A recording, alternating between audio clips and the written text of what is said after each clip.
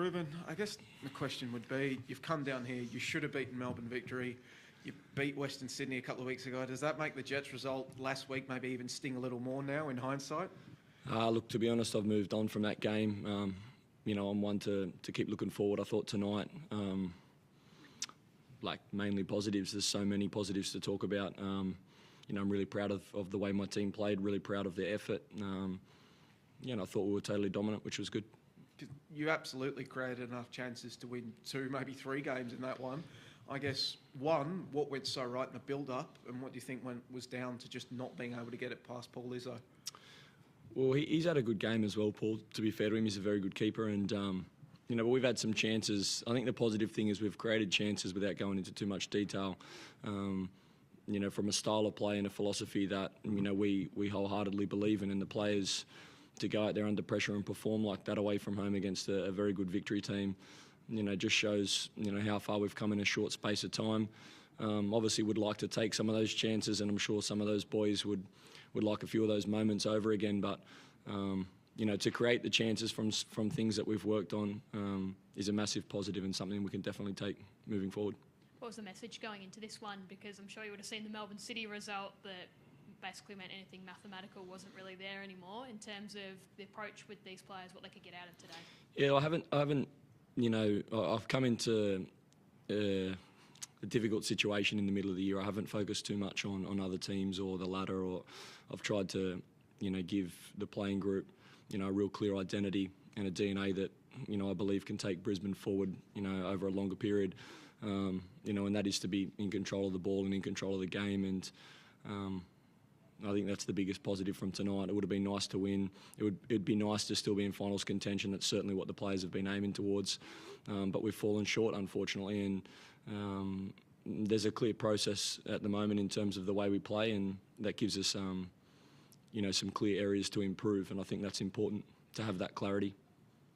We know that there's announcements coming from the club apparently in the next few days regarding coaching. Have you been told, what does that mean for you? Are you sticking around? Look, time will tell, and, you know, right now I'm not really looking to try and talk about myself. I'd rather talk about, you know, my playing group, the players, you know, positives like, you know, young Ryland Brownlee and, you know, Tommy Waddingham, Queensland homegrown guys. So many positives about the way the boys played tonight. Understand that. But would you like the job full time? Of course. Because you talked about the projects, Ruben, like you talked about the foundations, the thing you saw tonight that you want to build on. What if, not that we're asking you to interview for the job or anything, but what is your vision for Brisbane Roar, like if you were to get the job going forward? Look, like I said, I don't really want to sit here and talk about myself. I think it's not being fair to the players. There are players to talk about tonight. There's a performance from that group. I think it was first class. But I think the club's got a really clear, you know, vision of what they want to do, and through difficult circumstances this year, a lot of good people involved in the club.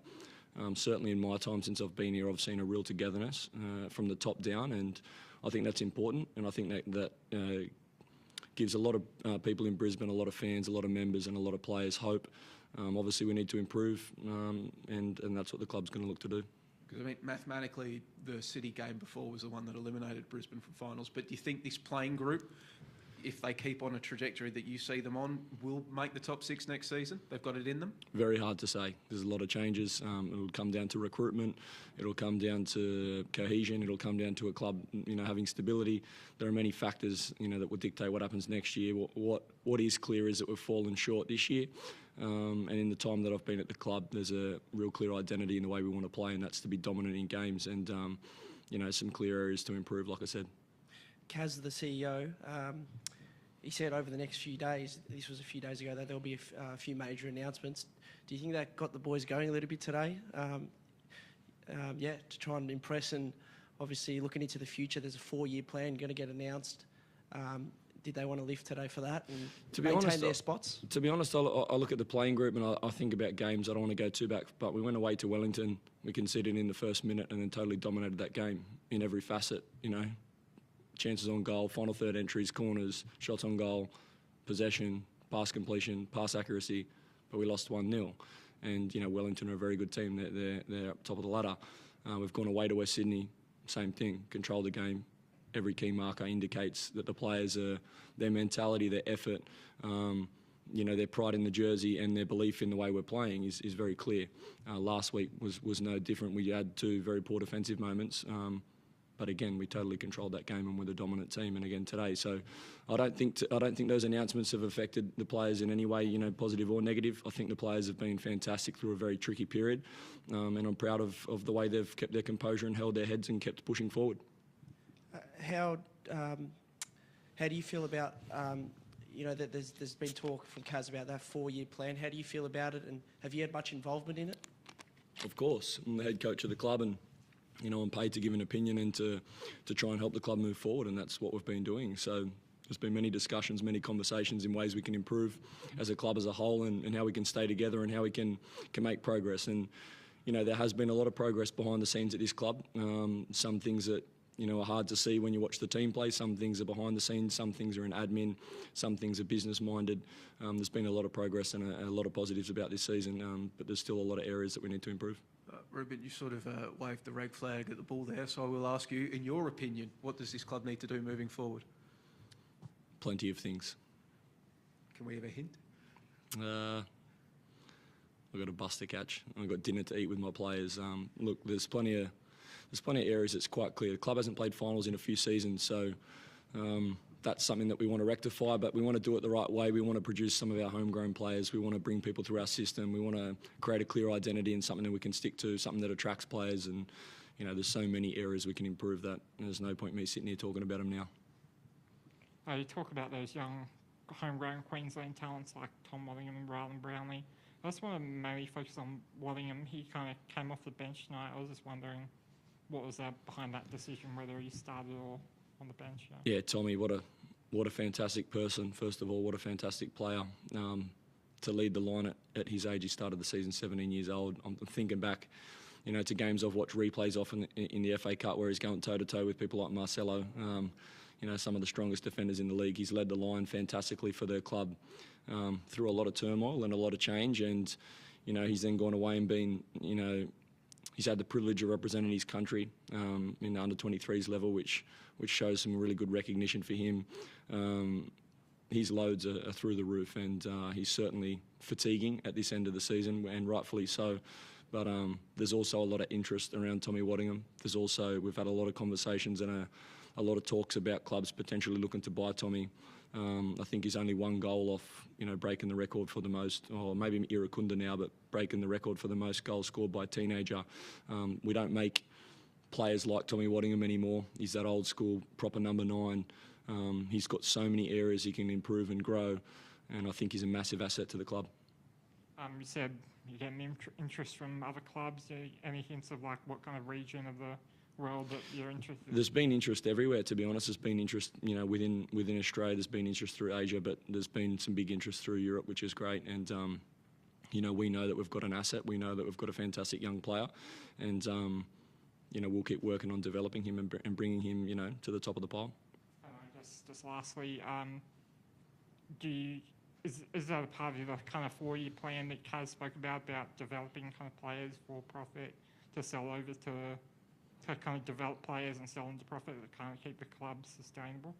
Yeah, I think so. I think the leagues, I think a lot of clubs are over the next few years will take a different approach, and I think there's going to be more and more young players playing, and I think that's a positive thing.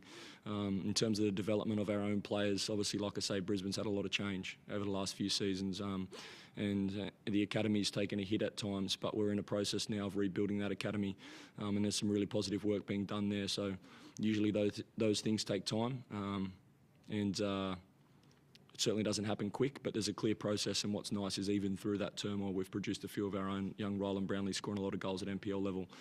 He's another fantastic prospect for the club, and there's others, to be honest. Quinn McNichol, another one, scored a couple of goals for the 17s. A scholarship player for us. So there's a lot of positives and still a lot of work to be done to bring through more of those players. Ruben, just clarification, Tom's contract, is he on a scholarship deal or a full deal? with the club? Tommy's contracted to us for next season, and you know, he's a massive piece of the puzzle, and we know that we've got a really good asset there. So tonight was all about managing him and making sure that we're not sending him out there. He had a little niggle with his back. We missed a session during the week, so we've got to keep him in cotton wool. His loads are really high.